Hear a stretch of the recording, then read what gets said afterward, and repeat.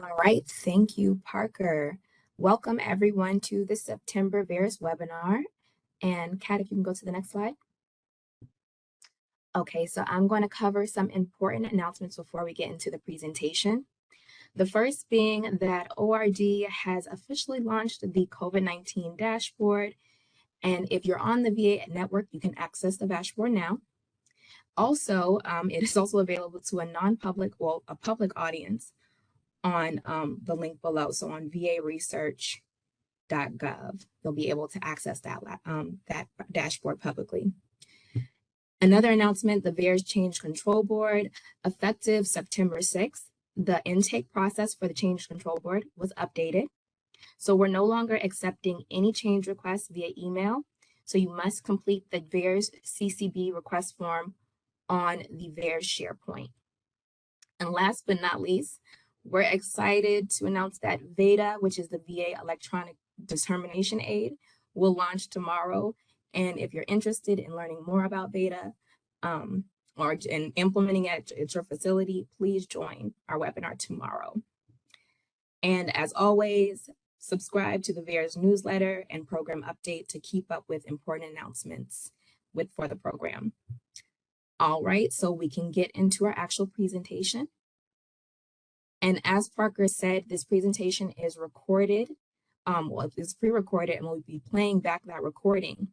So at the top of your screen, you can use the zoom in function to get a full view of the actual recording. And Parker, amend anything if I stated that incorrectly. Nope, that sounds right. And I would just recommend folks, if you zoom in twice or roughly to 60% and sort of adjust your screen, you should be able to get a pretty good view of just the presentation and get rid of that blank space and the names on top. You know, mileage will vary here depending on your computer.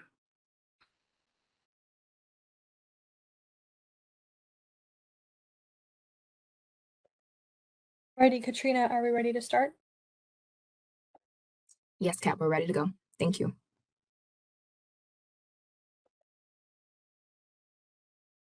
All right, so let's get started for today's presentation. And if we can go to the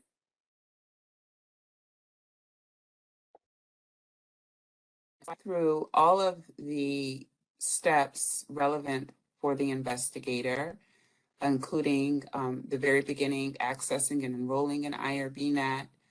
We'll walk through the interfaces for the researchers, including your My Projects page, your user profile page.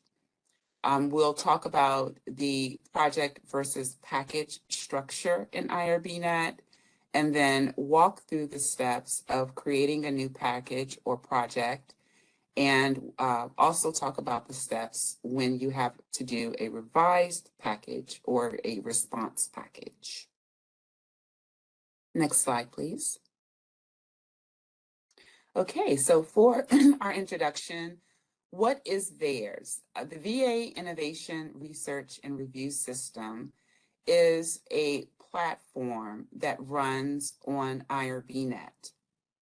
IRBNet is the tool that is used for the submission of your applications, as well as to manage the committee that reviews those applications. Now, also included in the VAIRRS platform is our website, our SharePoint portal, which contains all of the training resources that are available to you related to IRBNet and VAIRRS. And it also includes our Power BI dashboards. Now, many of you, if you are investigators or researchers, may not have access to the Power BI dashboards. However, the research office, as well as ORD leadership, do use these dashboards. We just published them about a month ago, so we're all getting into the practice of using them. However, all of the data generated in IRBNet fuels our dashboards. So it's very important that, to go back to the wizard completion, it's very important that you complete your wizards so that we do have accurate data reflected on our Power BI dashboards. Next slide, please. So now that we've gone through just the basics of what is VAIRRS, we'll talk about IRBNet specifically. And our first subject will be how to access, enroll in IRBNet. Next slide, please. Okay, so to access IRBNet, you'll need to go to VA's instance of IRBNet, which is located at gov.irbnet.org. This is different from the commercial IRBNet platform, so it's very important that you go to the correct address, gov.irbnet.org, to access VA's instance of IRBNet. We are able to log into IRBNet outside of the VA network. You will need your username and password, of course, to do that. Or if you are within the VA's network, you can log in using your PIV card. And there is a blue link in the middle of the page that says PIV card. You would click that link and be able to log in using just your PIV password. Next slide, please. Once you have accessed VA's instance of IRBNet, you can register for your account. Now, when registering for your account, you will have to affiliate to a VA facility. You will select your primary VA facility from the drop-down, your research institution or organization. Now, if you are affiliated with more than one medical center, you will have the option in your user profile to affiliate with multiple medical centers, and we'll walk through that in a later slide. But for your initial registration, you'll want to make sure that you select your primary, the primary medical center to which you are affiliated. Next slide, please. And now let's move into our user profile and discuss what you'll see once you have successfully enrolled in IRBNet. Next slide, thank you. So here we have our user profile. And as I just stated, you have the option using the add an affiliation link to affiliate your account with multiple VA medical centers. And once you affiliate with multiple centers, you will then be able to access the libraries and documents for that medical center. You'll also be able to submit a package to that facility. So it's again important, if you are affiliated with more than one medical center, to add each of those to your profile. Next slide, please. Secondly, in your user profile, you can add external accounts. So currently we are integrated with the city training program, and you can affiliate your IRBNet account with your city account by entering your city member ID.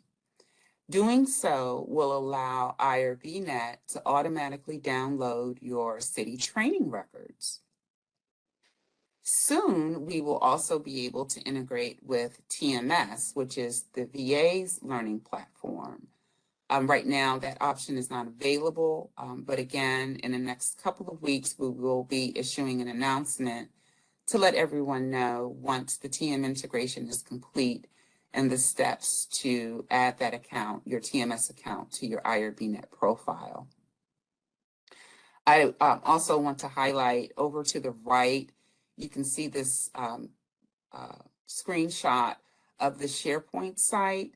On that SharePoint site, we do have training documents that walk you through the process of affiliating your IRBNet account to your city training account. Next slide, please.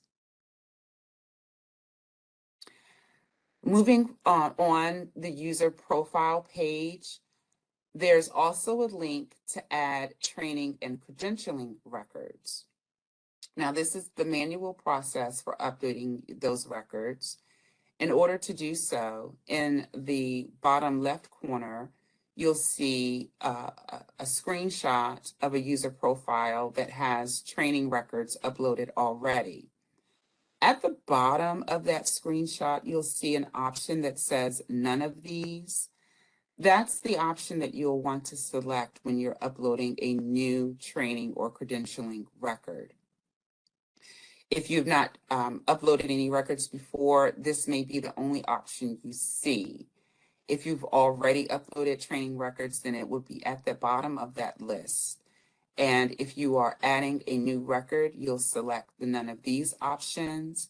And then that's going to take you to the file dialog, the standard file upload dialog, where you can upload those attachments to your training profile.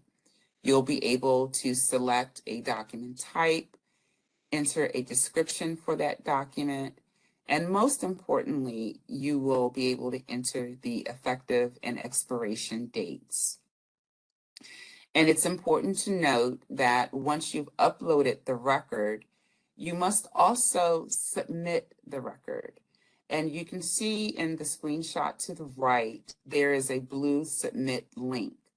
That is the link that you will need to click to alert your local administrator that you've uploaded a training record or credentialing record to your profile, and it will allow the administrator to accept that record. If you don't select the submit button, then your training record will just sit in your user profile and the administrator will not have the capability of accepting that training record. So again, once you've enrolled in IRBNet, accessed your user profile, you do have the option of manually adding training records. You will upload that training record and submit the training record to your local administrator. Next slide, please. Okay, so those were the highlights for the user profile, mainly linking to your city account as well as manually uploading your training records. Now we'll move into the main interface for researchers, which is the My Projects page. Next slide, please. Okay, so on the My Projects page, there are a number of items that we will discuss. Your notifications, which are labeled My Reminders with the little red number. That's to signify the number of notifications that you have pending. There is the Libraries button, which is labeled Forms and Templates. We'll also discuss the search options that are available to you. And of course, the main portion of the page, which is your project list. We'll talk about ways that you can organize your project list to make it more efficient. Next slide, please. Okay, so for notifications and reminders, you will receive your notifications in IRBNet as noted here with the red numbers, and you'll also receive your notifications in your VA Outlook account. Now, we've heard a lot of feedback about the number of notifications that are generated by IRBNet, and we encourage users to set up Outlook rules to manage those notifications. You can have the notifications automatically forwarded to a certain folder so that your inbox is not clogged. And that's really the best way to organize your Outlook inbox so that the IRBNet notifications don't consume or overtake all of your other emails. Within IRBNet, you can also silence your reminders by selecting the link up at the top of the table in the first screenshot. And that will essentially clear out that little red number so that you're not showing 2,000 unopened notifications. It won't stop the notifications from arriving in your inbox, but it will clear out that number of showing you how many notifications that you have. Now, in order to see the notification itself, you can click on the blue project title, which will open the notification, and it appears here in the screenshot to the right.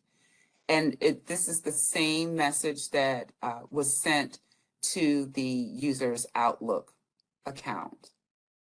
It details the subject, the IRBNet ID for the project, and in some cases, the sites have customized these notifications.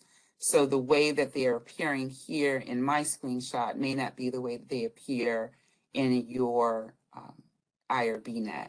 It's really dependent on how or if your local site has customized the notifications that are generated in IRBNet. Next slide, please. Your search options. So within IRBNet, you can use the search field, which is a string search field, by entering any portion of the project title to retrieve your project. There's also an organization feature that we'll go into more detail about, which is your tags. And you can see in this screenshot, I've applied different tags to the projects in my IRBNet. If you are using your tags, then you can also search by those tags. And that is the second search option field. Here, this is a drop-down field, and opening that drop-down field will show you all of the tags that you have created and allow you to pull up projects in your project list based on those tags. So we do encourage users, whether you are a researcher or an administrator, to use the tag function. It is very helpful when you have a long list of projects to quickly identify what is most important or what is relevant for what you're looking for at that time. And it also, again, allows you to search using your tags. Next slide, please. Okay, and now we'll talk about the Form and Templates button. The Form and Templates button is going to open your Forms and Templates page. Again, if you are affiliated with multiple VAs, then you'll be able to select the VA that you are wanting to look at the forms for from this Select a Library dropdown. You can also select the Central IRB if you have a study that's active at the IRB, Central IRB, or you're putting together a package to be submitted to the Central IRB. You can select the Central IRB from this dropdown. Once you select the institution, then all of the library documents that are available to you from that institution will appear in the list here, first screenshot. Again, each institution may have a different set of documents available. The standard ORPP&E library is also available from this dropdown. If your institution has instructed you to pull a form template from the standard library, you would select that ORPP&E library, and all of the documents available to you will again appear in the list shown on your screen. There is a guide that walks you through the process of navigating through the different libraries. That guide is shown on the right in the screenshot of the VAIRRS SharePoint portal. It's very helpful when you have multiple libraries to get in the practice of navigating to those different libraries. It is unfortunate when a package is submitted using a document from the wrong library, and then that package has to then be revised. So it's, again, you're encouraged to access this library guide so that you will be familiar with the process and know how to get to the library that's relevant for your submission. Also available from the Forms and Templates page are the electronic wizards that are available to you. In the screenshot, you can see the IRB information sheet and project cover sheet wizards listed. Now, these are not links, they're just showing you which wizards are available to you. We'll actually walk through how you would access the wizard in a later slide. Next slide, please. So this is to revisit for the tags again. Very, very helpful in organizing your workspace. The create and manage tags allow you to create and manage your own tags that are available only to you so that you can organize your workspace however you would like. And for multiple study team members, each person that's shared on a particular project can have their own set of tags. So again, from the researcher or study team perspective, each user who's shared on the project can have their own set of tags. Committee administrators, it's a little different. You can set up a tag that is applied globally so that if new packages arrive in your workspace, then those new packages will automatically be assigned the tag for that project. Next slide, please. All right, so that concludes the highlight for the My Projects page. Now let's talk about the differences between a project and a package. Next slide, please. So this diagram is intended to display the relationship between projects and packages. So the uppermost box is our approved project. This is our package 1, that initial study application that was submitted in IRBNet. It generated an IRBNet ID with a -1 at the end of the IRBNet ID. Once that initial package is submitted, if any subsequent packages are created within that project, whether it's an amendment or a reportable event or a response package, the IRBNet ID for that new package is going to increase by increments of 1. So the first time you create a package, or project, your IRBNet ID will have a -1. Now, if you go into that project and create a new package, your IRBNet ID will have a -2. And every package created after that will have an IRBNet ID that increases by 1 increment. All of these boxes on the diagram are connected in the database. They're all related. If you open package 1, you can see the history or all packages that have been created. And the same if you open package 4, you can see all of the previous packages that have been created within that project. Next slide, please.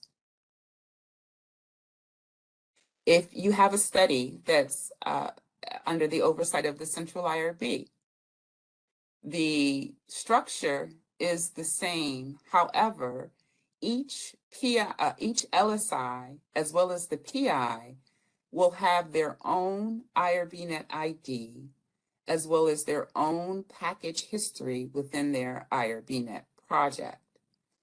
So for instance, the PI project will have its initial package and be assigned an IRBNet ID.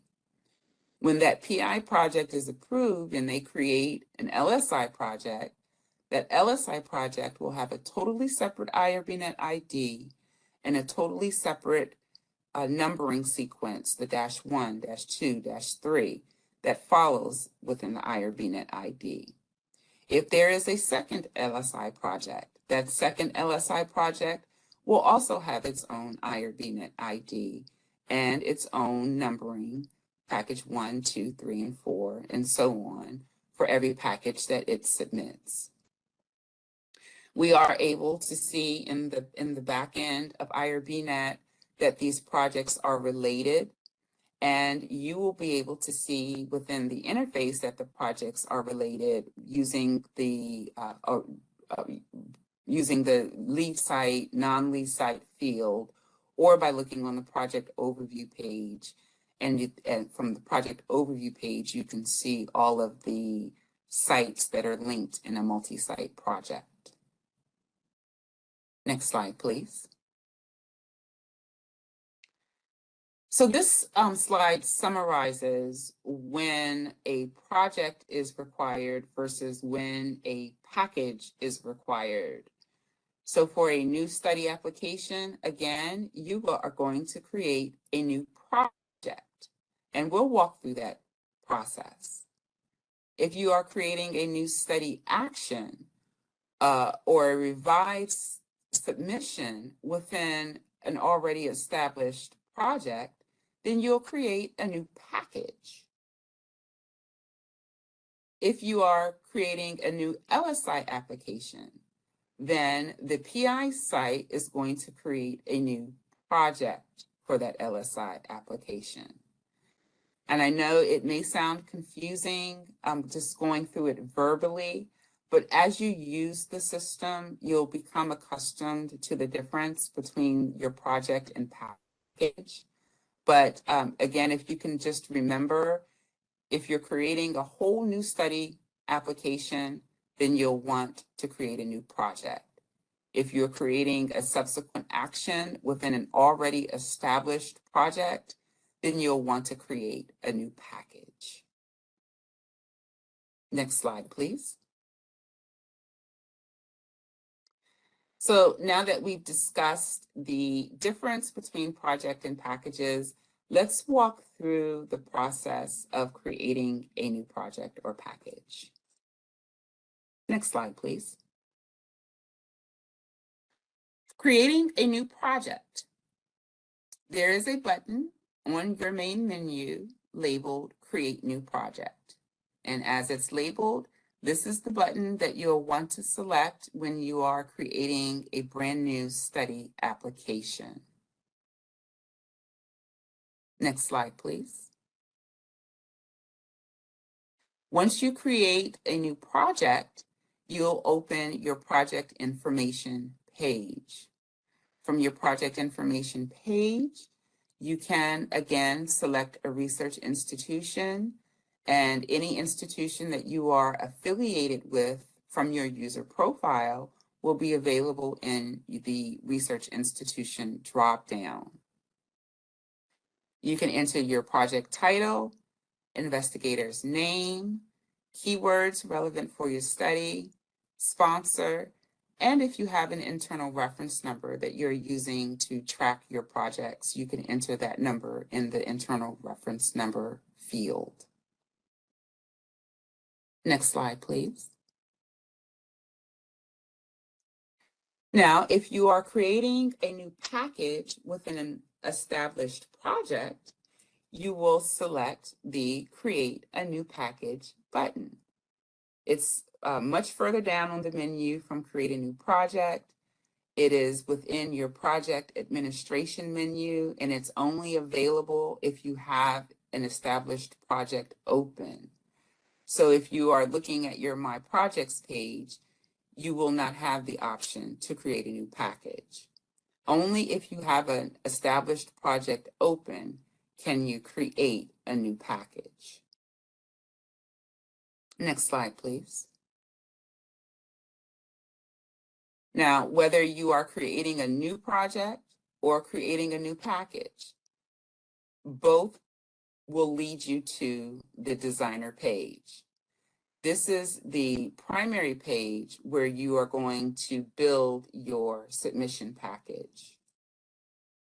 We'll walk through the different highlights for this page, but just to give you a preview, there is your project notes section, which is at the top of the screenshot.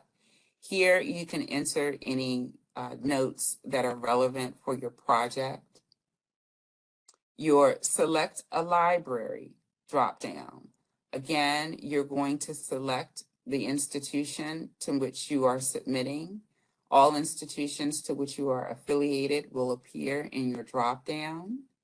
Once you select the institution, then you will select the document that you are going to complete. After you select your document from the dropdown, you'll select the download button, download the document to your computer, complete, and upload. And we'll talk about that process a little more in a later slide.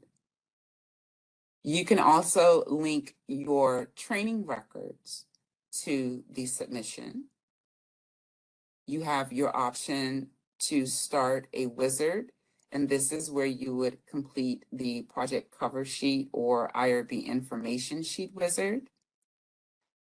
Or you can attach a document. And this is if you need to upload a document from your computer versus the wizard button, which is an online document that you complete within IRBNet. Next slide, please. So let's walk through the steps for completing and submitting a package. There are 6 steps to complete once you have gotten through the initial project information page. We'll walk through each step, and at the conclusion, we'll talk about what needs to happen if you have a revised or response package. Next slide, please.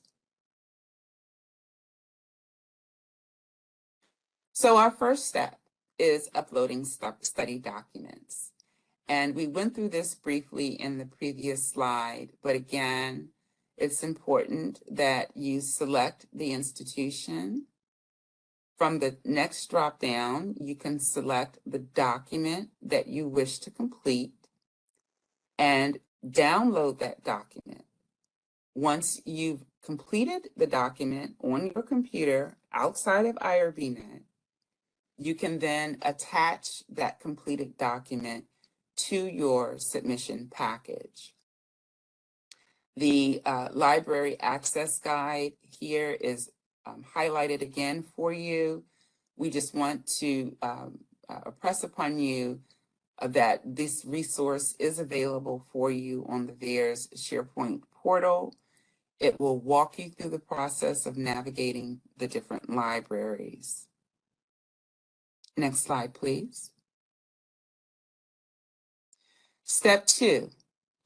After you've uploaded your documents, the next step is to complete the appropriate wizards. So to complete your wizard, the first thing that you will do is select the Start a Wizard button. From there, you can select the wizard that you wish to complete. Once I select the wizard that I'd like to complete, in the upper right-hand corner, you'll see a screenshot of the introduction screen for the project cover sheet wizard. This screenshot is just the first page of the wizard. You'll want to complete the entire wizard, going through all of the questions. We do also have a wizard guide available on the SharePoint site. And we are also in the process of updating the project cover sheet wizard within IRBNet to include additional tools to help you through the wizard. There are tooltips, clarified instructions, as well as menu popovers that will be available to you to help you with each question that's presented in the wizard. Once you have completed all of the questions, you will save and exit the wizard, and it will be attached automatically to your submission package. You do have the option of viewing the attached wizard by using the paper icon. You can select the pencil icon if you need to go back and make a change to the wizard, or the red X icon will allow you to delete the whole wizard from your package. And if you needed, you could start fresh by clicking the Start a Wizard button and starting over again. All right, next slide, please. Once you've uploaded your documents, whether that's through the manual upload process or by completing an online wizard, you'll see all of those documents on your designer page. Most likely, you'll have a combination of online wizard as well as uploaded documents. But this screenshot is just meant to show you what a completed section or completed designer page would look like with both an online document, which is your project cover sheet, and an uploaded document, which is the sample form here. You see an application form. Next slide, please. Step 3. After you've uploaded your documents, you can now link training records to your submission package. You'll do this by clicking the link training records in blue highlight. That is going to open your link training and credentials page. From here, you can select any of those training credentials that have been uploaded to your user profile. And over to the right, you can see the status of those training or credentialing records. And this is just highlighted to show you that if you had not clicked the submit button that we talked about earlier, you would not see where your training record has been accepted. So again, just to reiterate the importance of clicking that submit button once you've uploaded a training record, so that your administrator will have the opportunity to accept that training record, and then you can then link it to your submission package.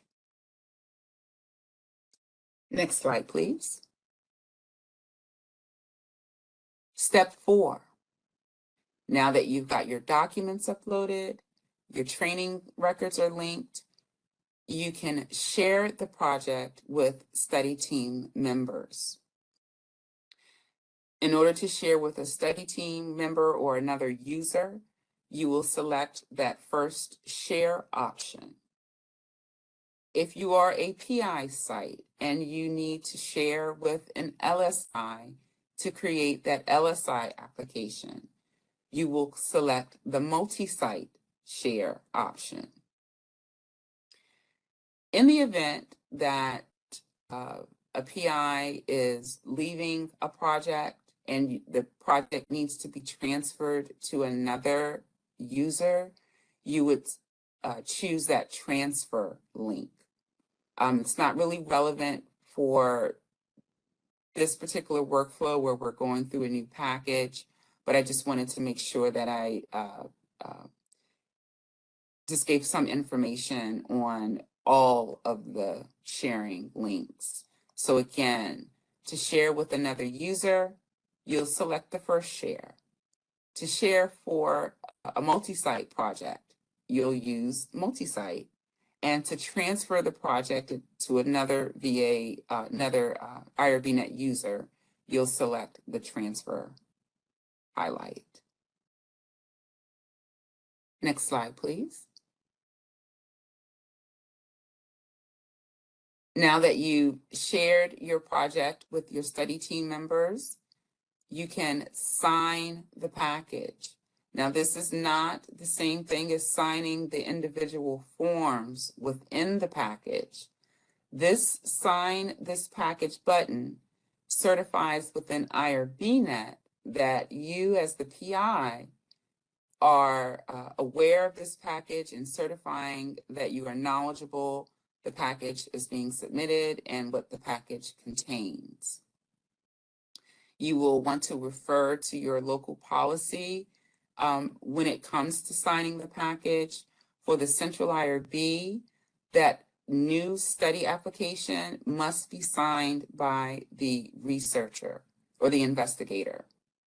For subsequent actions, continuing reviews, amendments, a study team member may sign on behalf of the principal investigator using the designee signature mode. But again, you will want to refer to your local guidance as far as whose signature is required on a package. Next slide, please. The final step, submitting the package. Again, if you're affiliated with the site, it will show up in your default boards here in the first screenshot. But you can also enter any portion of the medical center's name or location in the search for an organization field to bring up other medical centers or research programs if you're submitting to a different research program.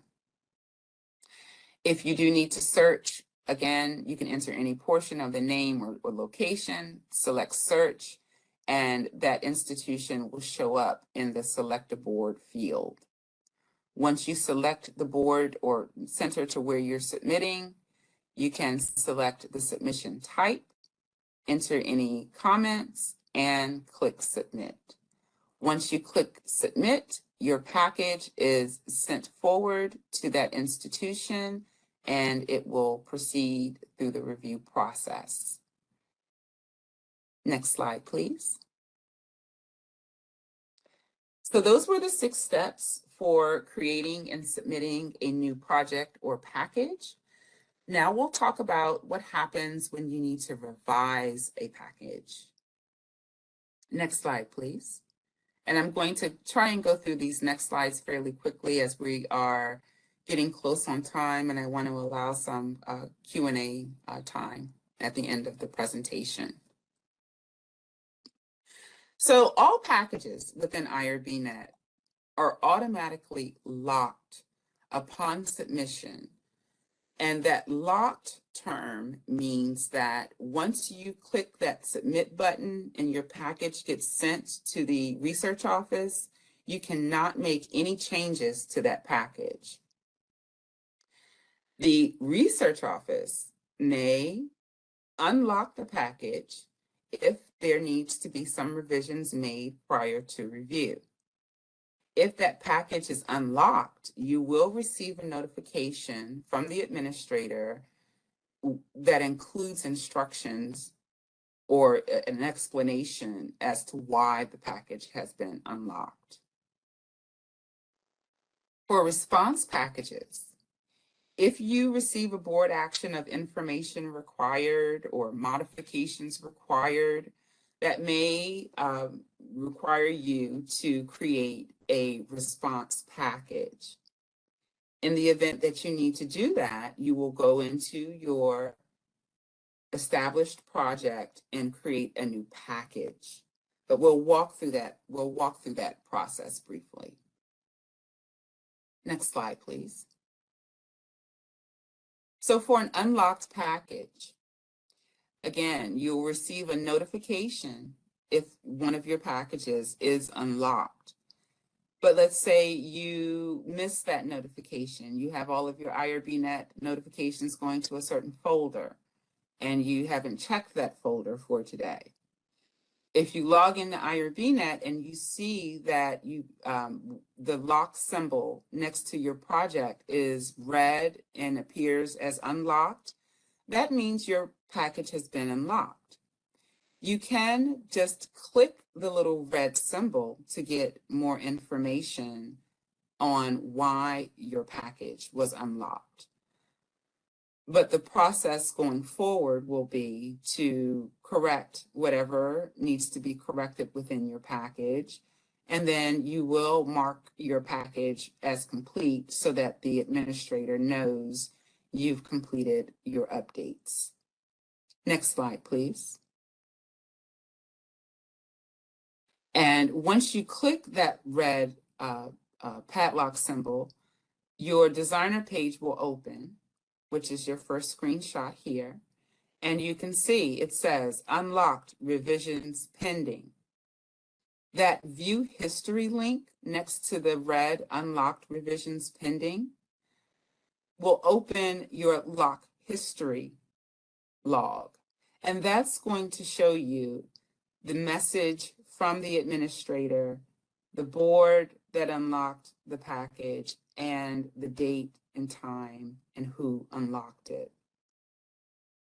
Again, if you missed the notification, you can always go to your view history to see the message, or you can go to your My Reminders and open the actual notification that was sent to you when the package was unlocked.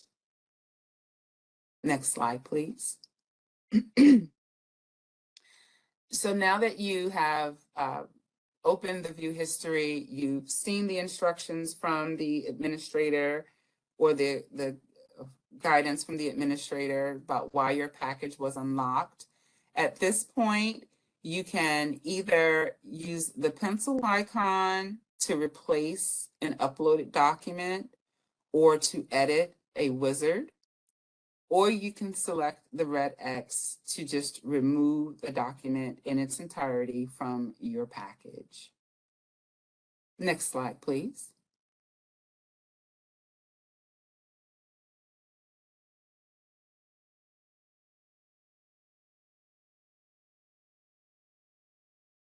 The final step in the revision process is to mark your revisions complete.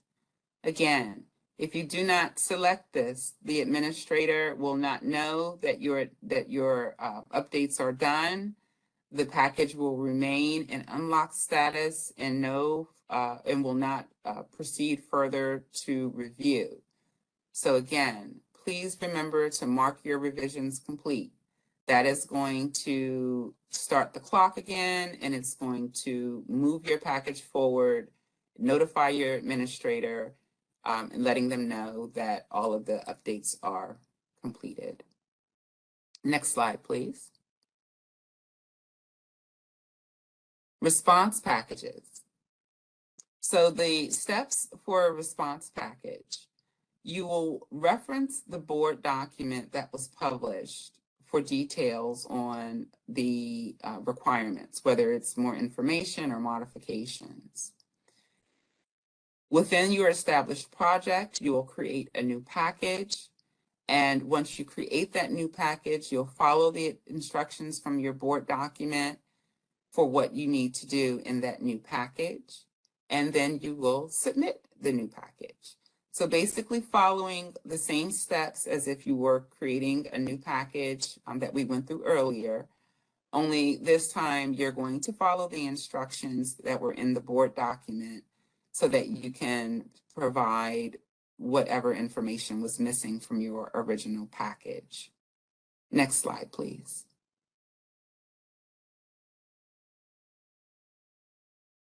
The difference here is that because we're creating a second package, we can pull documents from that original package. If you use the pencil icon to pull a document from a previous package into your current package, IRBNet will maintain a version history for that particular document. And that's going to be very helpful for your committee members when they are reviewing your package. Next slide, please. So that concludes the content for the presentation, the revised package. Once you have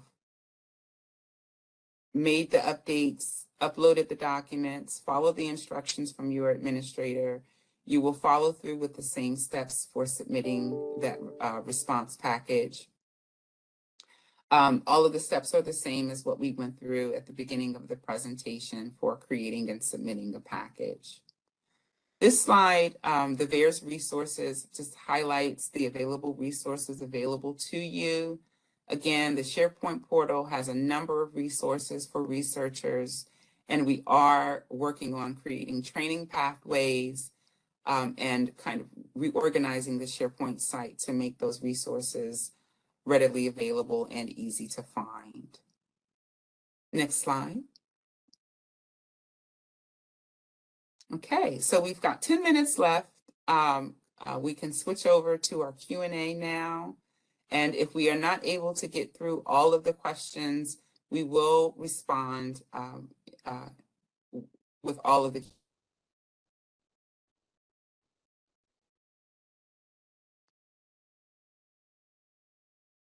Thanks, Brandon. Hi, everyone. This is Angie, and I'll try to get through as many questions as possible. Those that we cannot address live, we will send out a copy of all of the questions and answers and have that posted as well with the video. Are we supposed to get email notifications from IRBNet about expired training records? If you are supposed to, what if someone has not been getting these notifications? So we have not enabled email notifications for training records under the assumption that the original system, either City or TMS, will be sending those reminders. That capability does exist. However, we just have not enabled it in our instance of IRBNet. Next question, please. I see how to create a tag, but how do you attach it to a project? So for a researcher on the My Projects page, in your list of projects, there is a little T icon next to the project title. That icon, if you hover over it, will pop up add and remove tags, and that is how you apply a tag to a project. When you click Submit under Training, how does the system determine who the administrator is? So the system will prompt you to select the board to which you want to submit your training record. And then from there, the system will know who those administrators are assigned to that board. How do we create a tag? So there, again, on your My Projects page, there's a, above your table with your projects listed, there is a link, Create and Manage Tags, and that is what you would click to go in and create or update your existing tag. I understand we need to keep the VAIRRS project cover sheet wizard form updated throughout the life of the project. I know how to edit the wizard form, but what is the best way to add it to IRBNet? For example, do we need to create a new package, or do we just go in and edit the existing wizard from the initial package? So first, you will create a new package, and then the next step would be to edit the wizard from an initial or previous package. You don't want to create a new project, and you don't want to go into an existing package. You would create a new package within your project, and from there you would edit your previously created wizard. What if an initial package is not approved and needs revisions? Is that done under a new package? If done within package 1, will the original document still exist in the system to show you the review history of the project? So I'll answer this second part first. Well, it should be done in a new package. That is the suggested practice. However, you will always want to follow the instructions from your administrator. In order to preserve the versioning for a document, if you are editing that document, you will want to click the pencil icon next to that document, and that will then maintain the versioning for that document. But again, follow directions from your administrator. the suggested best practice whenever you're doing a response is to create, best practice is to create a new package. When you create a new package, you have the ability to go back and edit a document from a previous package. Next question, please. I understand we need to keep the project cover sheet updated throughout the life of the project. What is the best way to do that? Do we create a new package or can we just go into the initial package? So this is really the same question. And it's expected that the project cover sheet would be updated at the time that you're submitting a study action, whether that be an amendment. And at that time, you can edit a previously completed cover sheet and attach it to that current package. Next slide, please. If projects notes section is used, does a board administrator and/or reviewer see those notes? So if the researcher adds project notes, those project notes stay with the researcher and they do not go over to the board. Before we send out the written questions and answers, I'm going to verify that, but I don't believe that the project notes will be visible to the administrator or reviewer. Please demonstrate sharing a project, such as when the LSI share with coordinators to fill out the rest of the project submission. So I'll go through the steps really quickly. You will select Share this project from your menu on the left. You would select the blue Share link. Then you select or enter the institution, and then you would select the user at that institution to which you want to share your project. And let's try to get one more question in. When we renew training in the following year, do we upload that certificate as new, or do we somehow replace the old certificate with the new one? Yes, you will replace your old certificate, and that same pencil icon is located in your training record next to the row, or in the row for the training record you want to update. You would select that pencil icon and then upload the new certificate.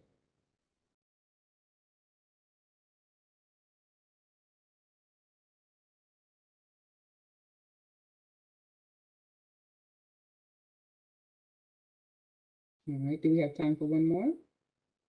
I think so. Okay, how can one get more names of uploaded documents? Seems like others use ways too much. So we cannot change the system. However, we have provided this feedback to IRBNet that our users would like the ability to refine that document list. If they do decide to update that list in future releases, then I expect that we would have the opportunity to give some input. All right, so we're at 3 o'clock now. I'll turn it over to you, Parker, to close us out. Thanks, everyone. Thank you, Angie, for answering those questions. And as she mentioned, all of the unanswered questions, we will get to the VAIRRS team and have them follow up with folks either directly or post the answers to our webinar archive page along with the recording of today's presentation. So just want to thank the panelists for being here and thank the attendees as well for joining us. And have a good afternoon, everyone.